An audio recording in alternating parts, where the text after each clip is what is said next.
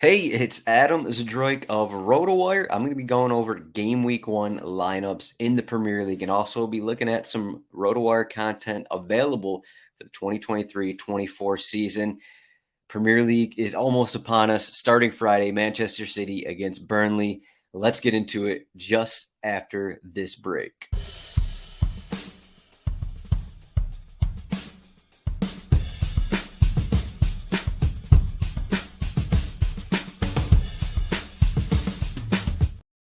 All right, here we go. Premier League game week 1. We had, I don't even know if it was 3 minutes of off season, but we're back and the Premier League's here. Women's World Cup is still going on. There's a bunch of schedules mixed all in together. Liga MX, MLS is playing in Leagues Cup right now. Their leagues will be back in about 2 weeks from now. There's a lot of stuff going on at RotoWire. So you're going to want the trial. You're going to want to check it out. You're going to want a subscription at a minimum here. This free trial, rotowire.com/soccer trial, gets you 48 hours. As you can see on the site right now, we do have some free articles, though. Fantrax rankings, FPL rankings as well. Check those out if you're into, if you're watching this, you're probably into fantasy. So check those out. We also got cheat sheets.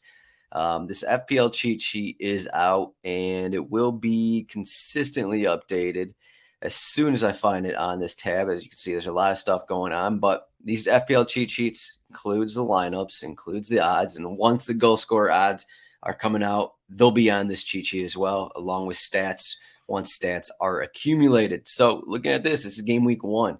And the purpose of this show, I'm just going to run through lineups. I'm going to run through maybe not depth charts because that may take multiple hours, but I'm just going to run through early lineups. I'm probably going to tinker them over the next few days as well, as soon as we get more injury information. Over preseason, you don't get a ton of injury information. There's a couple teams like Newcastle and Eddie Howe, maybe Arsenal, Mikel Arteta, because they had the Community Shield. There's been some injury updates from managers, but a lot of these teams, I'd say more than half of the teams, don't really give consistent injury updates over preseason. So we've had guys like Norwood and McBurney miss preseason matches. Caicedo, it was announced by the CEO of Brighton that Caicedo had a hamstring injury, so that wasn't even mentioned by De Zerbi.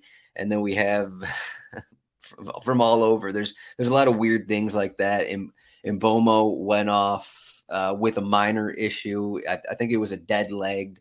A dead leg is what Thomas Frank called it after their most recent friendly. So there's a lot of stuff like that. And then we're not going to really know more information until Thursday, until Friday, once press conferences are out. So these lineups are based off of my thoughts about the team, how preseason has gone. I've read through whatever comments from each manager over the last couple months. I've tried to get all that information, but at the end of the day, some of this stuff is almost impossible to project. You could take information directly from the last friendly and assume that's going to be the starting lineup, but we all know that's not going to be the case. So let's get into it here. I'm just going to run through all 10 of these games and talk about lineups a little bit and my thoughts about the team and that kind of stuff. If you want more betting advice, we're going to have a couple betting shows. We're going to have a futures betting show, and we're going to have a game week 1, multiple betting shows for a few games. Me and Chris Owen, we're going to do that. And then we got DFS at the end of the week. So all that, I'm not going to really be talking too much betting, though.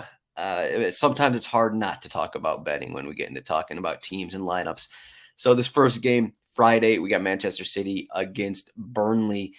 And Burnley clearly maybe one of the more harder ones to project. They've kind of been mixing up their lineup. I put Scott Twine in here. I just didn't really – I don't think that they're just going to go in and I know they signed Nathan Redmond. He started their last friendly. There's a chance he's in there. It seems like Lyle Foster is going to be the starting forward over Jay Rodriguez for the season. I mean, we could still see Jay Rodriguez start in this one, but Zaroury, it seems like he's going to start. Downey, he was another one of the iffy ones. They could go in a 4-4-2. Again, this is Manchester City, so company's going to want to maybe change things up a little bit. They ran a lot of 4-2-3-1, 4-3-3 last season. Josh Cullen, one of the regulars in the midfield, hasn't really been playing in the preseason, so that's another one of the iffy ones. That's why I have Twine in there. If we knew Cullen was playing and ready, then I'd probably have him in. I did have him in probably last week. So, and then the back line, mostly straightforward. They just signed Darrell O'Shea this summer, I should say.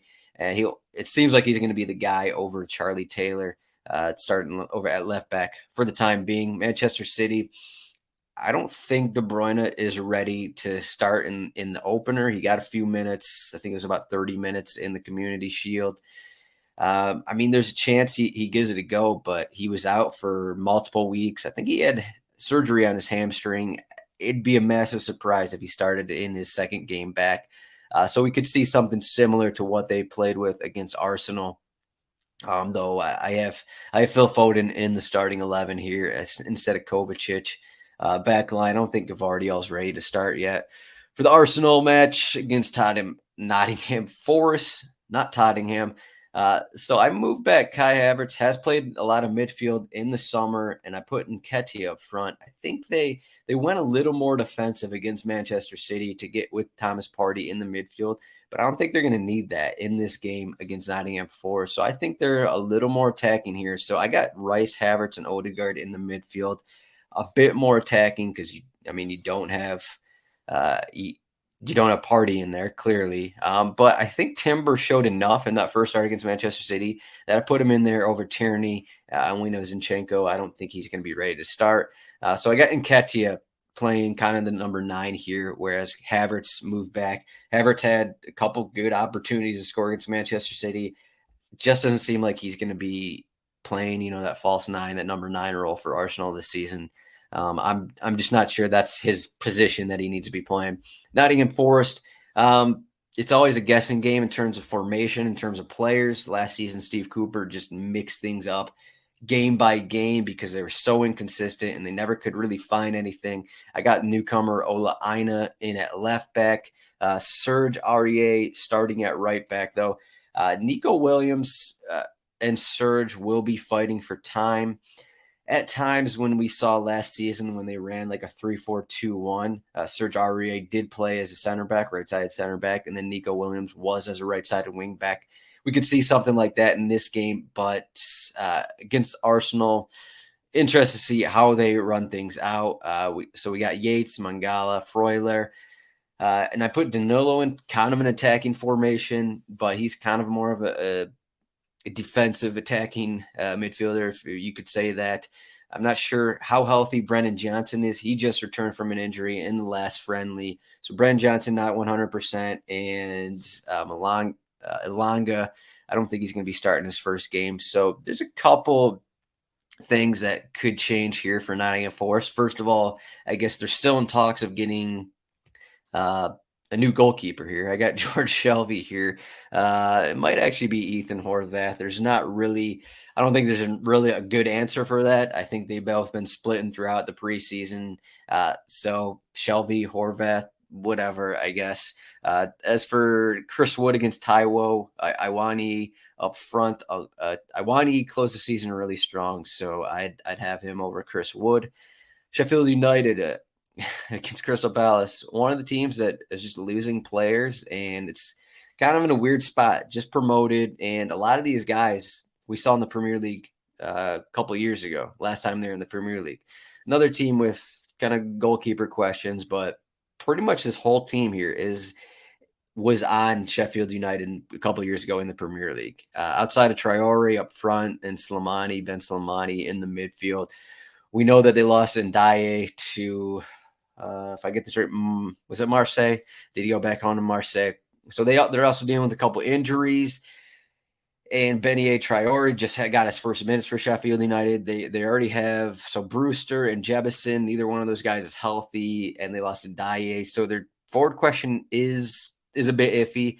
I think they could actually go to something a little weird, maybe like a 4-5-1, and maybe only have McBurney. This is assuming McBurney's starting, and then they throw someone else out in the midfield. I think it'd be Ben Osborne to one of those midfield spots. So like 4-5-1. So this is going to be a low-scoring match. As we look at Crystal Palace here, we know Zaha's gone. We know Elise is probably going to be gone, but Elise is also injured, so he's not going to be playing anyways, or at least that's the thought, because he hasn't played at all in preseason since getting hurt with, I believe it was the France U21s or something like that. So they got Jefferson Lerma. He comes into the midfield, and I mean, look at this lineup. What do they do? They added Lerma. They added the Brazilian Franca, but I mean, I think he's 20, 21 years old, and he barely played for Flamengo. So I don't know how much time he's getting this season. We have Edouard against Mateta up front. You got to think they're going to sign someone else, but this is like Eze's team at this point, and IU is still going to be a regular. Schlupp is going to be in the other midfield spot because they don't really have anyone else. It's going to be an interesting season here for Crystal Palace. I think it's going to be a classic Roy Hodgson. I know we saw him get a bunch of goals late in the season against weaker competition, but without Elise, this team is, we'll see, might be grasping for straws. I mean, I still like their back line here, but Mitchell's hurt, so they got Klein and Ward playing fullback. This could be a pretty ugly game here. I don't know what to say about either one of those teams. Everton against Fulham. Fulham is, hey, I threw Mitrovic back in the starting 11. I got Willian in the starting 11. That could change in a couple days, but I guess those guys aren't going to Saudi Arabia. Marco Silva has basically told them, like, you guys are staying here. You aren't going there. We'll see what happens. I've changed this lineup multiple times. We'll see. Andres Pereira is back from his injury. Paulinho is going to be out, so I think it's going to be Sasa Lukic there in the midfield next to Harrison Reed. Also, Tim Ream got a few minutes. I don't think he's going to be fully fit. We could see Calvin Bassey. I believe he started their last friendly, so that'd be starting over Tosin. We'll see what happens here, but Bassey played pretty well. I think he got actually a goal in the last friendly. It could be Diop and Tosin playing center back here.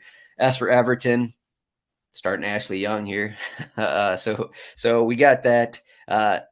They could do a little bit of whatever. We'll see how they run it. James Garner played as kind of a wing back a little bit in their last friendly because they're dealing with some injuries. I think Tarkowski's going to be fine. Danjuma was in training on Monday, so he should be fine as well. But we already got the news that McNeil is going to be out for probably a couple weeks. Seamus Coleman isn't ready to return. Michael Lenko, I don't think he's going to be ready to start, so that's why Ashley Young's in there. Patterson, he's been playing all preseason, so he should be in there. The other one, DCL, Calvert-Lewin, Sean Dyche said he's not ready to start. So that's why I got Danjuma in there. The other option is Neil Maupay. Okay. So there's that matchup. Brighton against Luton Town. We'll see with Brighton here. As you look, I got Pascal Gross at right back. He's been playing a lot of right back in preseason. It seems like he's the preferred option over Veltman at this point, but we'll see how Dahoud works out in the midfield. Caicedo, again, I mentioned that hamstring issue. If Caicedo has to miss this opener, which is, I don't know if it's kind of funny, but, he's been in rumors to go elsewhere this season already, this summer. So that would probably mean if Caicedo's out, Gross moves in the midfield, and then Veltman's starting. And then as you can see, Enciso, Buonanotte, Ferguson, a lot of young guys. I don't think Solly March is ready to start. So you got that in there. We know McAllister's gone. So there's some questions right there. We could see Ferguson and Welbeck start. I don't know how many times that happened last season. I doubt it happens, but Welbeck is still around. They still got some young guys. So that Brighton, those in like Enciso and Buonanotte, those guys will be rotating a bit this season. Luton Town, there's maybe a couple questions. Adebayo and Morris, we know those guys are going to be up front. The back line's pretty settled.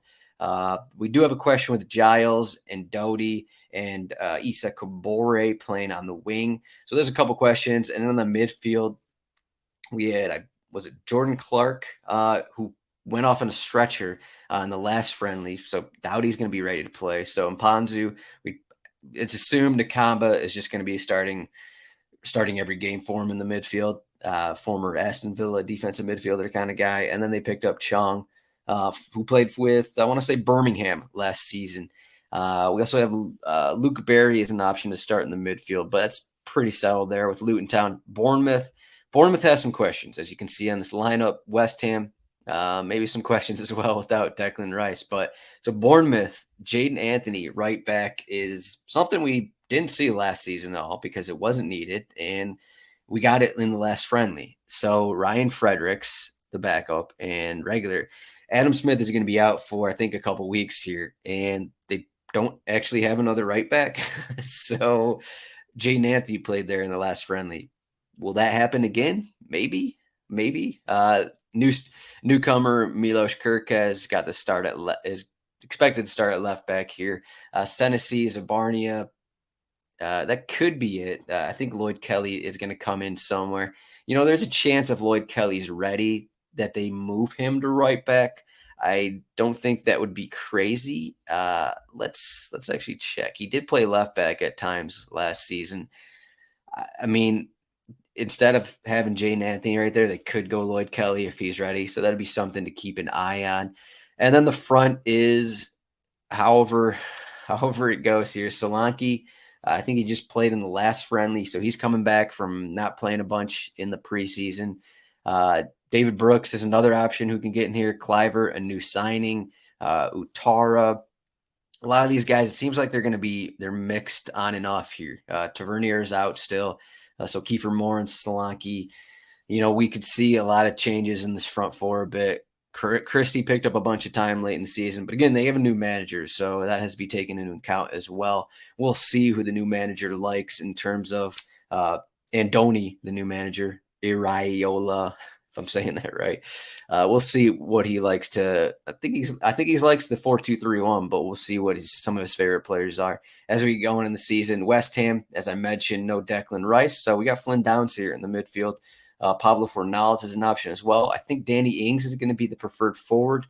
It'd be interesting to see how much Mubama plays because he had a really good preseason. Just a younger kid who seems to have a pretty bright future and seems like a good fit for this West Ham team. So if Ings gets injured, I think Mubama might have a leg up on Mikel Antonio on minutes this season. But again, time will tell. I think Bowen Paqueta and Ben Rama are pretty set here. Though we know Ben Rama and David Moyes have had their differences over the year. I mean, he was expected to not be on the team last season. So we could, Pablo Fornals is still around, but this team really hasn't done a ton. They've been in a lot of rumors, Conor Gallagher trying to, replace Declan Rice. So, but they haven't yet. So probably Flynn Downs, Aaron Cresswell's getting older. So Emerson at left back. They got a bunch of defenders really. So we'll see how that turns out for them. But Aguerd figures to start. Zuma has been their number one center back, and Soufal competing with Thilo Carrere and Ben Johnson really. So that could be any of those guys. Newcastle, Aston Villa. So I don't think Fabian Schär will be ready to start. So I got Jamal Lascelles in a center back. So there's that. Dan Burn. I don't think anything's going to change from last season. I guess the questions here, as you can see here, Anthony Gordon has been getting a bit of run this season in the midfield. We could see Callum Wilson start as a central forward, and then we could see Isak on the left side. But I don't think that's been happening much this season in the preseason, and Gordon has been getting that time. So it seems almost like Anthony Gordon and Harvey Barnes are going to be the options on that left side, though we know Joelinton can play there. We know Isak has played there as well. So I think there's going to be a lot of mixing and matching here in the early season. So Eddie Howe can figure things out. But Tonali, Guimaraes, Longstaff, Willock isn't ready to return. Joelinton. So this is they're getting a little deeper the more they add players. But no matter what, I think, El Moran will probably start. Isak will probably start. Jacob Murphy is coming back from injury of his own, so he's not fully healthy as well. Aston Villa, this is another one. I don't think that Unai Emery is a massive fan of Luca Digne, so I got Pau Torres. playing at left back. So they also have Diego Carlos. That'll be an interesting thing to see throughout the season. Matty Cash at right back. Another thing. But Alex Moreno, I don't believe he's going to be ready to start for this one or for the first couple weeks. Kamara is healthy again. Him in the midfield, Douglas Luiz, John McGinn. Given Diaby the opening start here, but it could be Buendia, Bailey Watkins, another team that's getting a little bit deeper, adding Diaby here. So they have some wiggle room of rotation, but I think you have your Luises, your McGinns. I'd even mention your Tielemans, who has been getting a bit of run in the preseason. So we could even see actually, I'm not even sure what they're going to do with Tielemans, because that would mean, Kamara, Luis, or McGinn would probably be dropped to the bench with Tielemans starting. So that would be something to keep an eye on as we get going in the season to see how Tielemans fits. But from what I could see in preseason, he's done a pretty good job. So you got that. Brentford, Tottenham, two teams with new goalkeepers. So you got that there. I think I'm running a 4-3-3 here for Brentford. They tend to go 5-3-2 against better teams, against top teams, but playing at home opener. I think Thomas Frank will maybe want to go for it a little bit. Keane Lewis Potter, I think, is going to get more minutes this season, especially without Ivan Toney, but he battled injury a lot of last season. So I think it's going to be between those four guys for minutes up front, and Bomo, Wissa, Kevin Shade, something like that.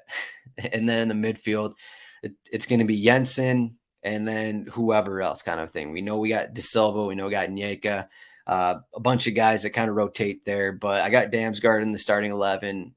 Thomas Frank mentioned that this might be the season that Damsgaard, finally has his breakthrough in the Premier League. So I got him in the starting 11 for this opener, and then Vitaly Janelt for a little more defensive help in the midfield.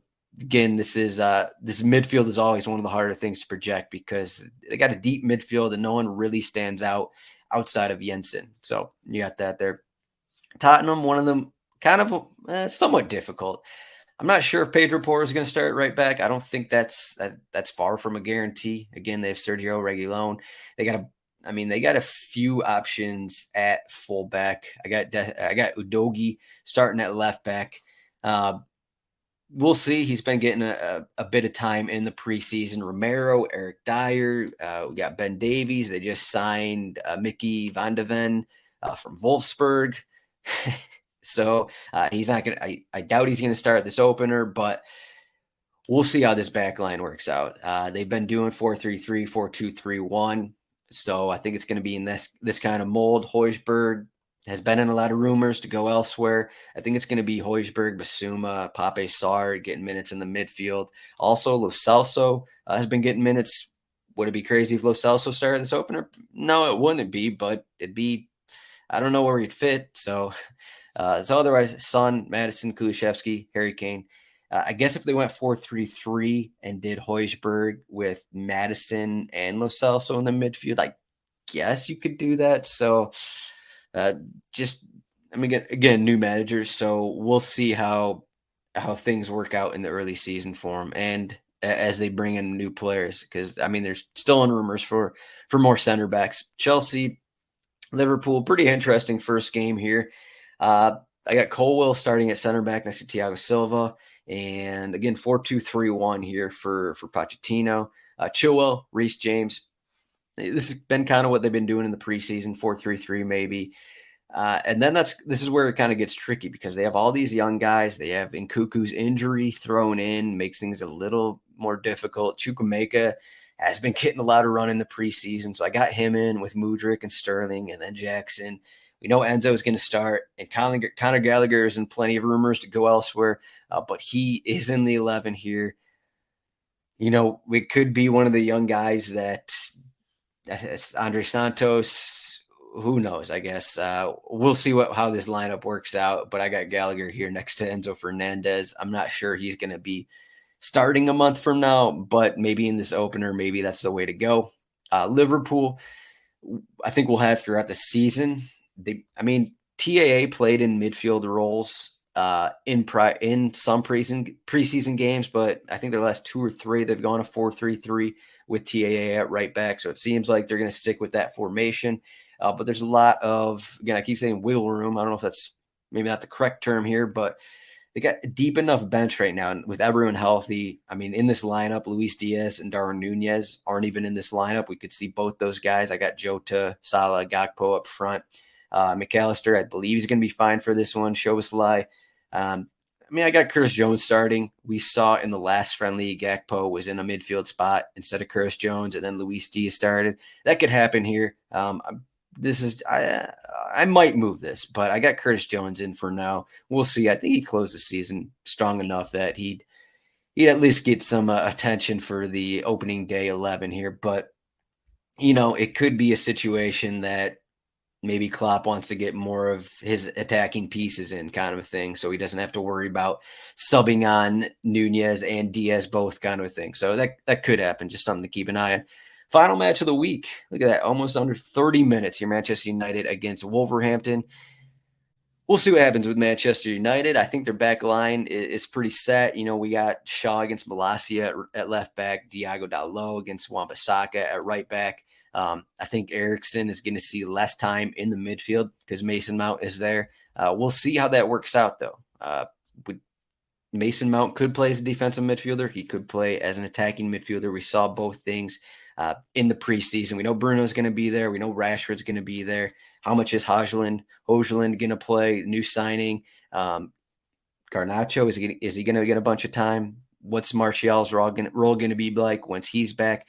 Antony, Jadon Sancho. So we got all these guys here. We know the Casemiros, the Brunos, and Rashford. We know about them. So where is everyone else fit? I think that's the main question for Manchester United. But again, another one of these teams that's growing a bit, getting some more depth than they had last season. I guess, once injuries come about, maybe that depth is going to disappear. But for most of these teams, depth is it seems apparent to me that there's more depth than they had last season. Wolverhampton, there's a lot of rumors here about what's going on with them and how they're not signing players. And Lopetegui's been in rumors of he wants out, basically, is kind of what it comes down to. I mean, you look at this lineup, and it's a lot of the same guys as last season. Did they sign anyone? I'm trying to think. I don't know if they signed anyone.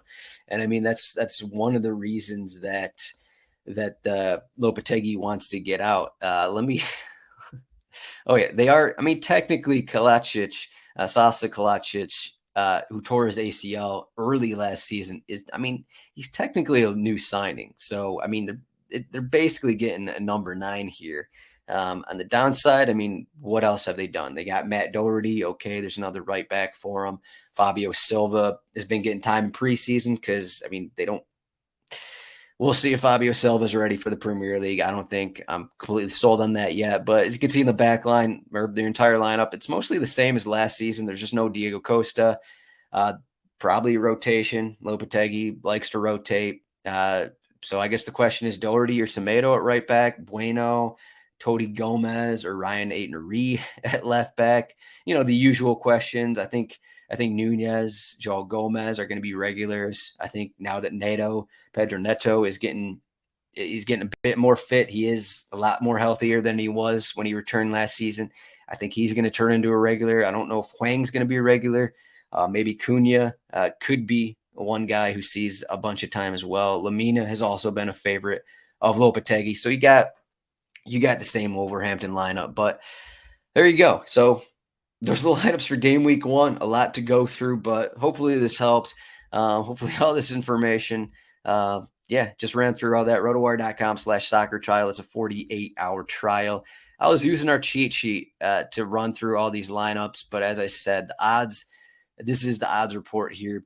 Win percentage, clean sheet percentage, and implied goal totals. We're going to get goal scorer odds once they're available to us as well.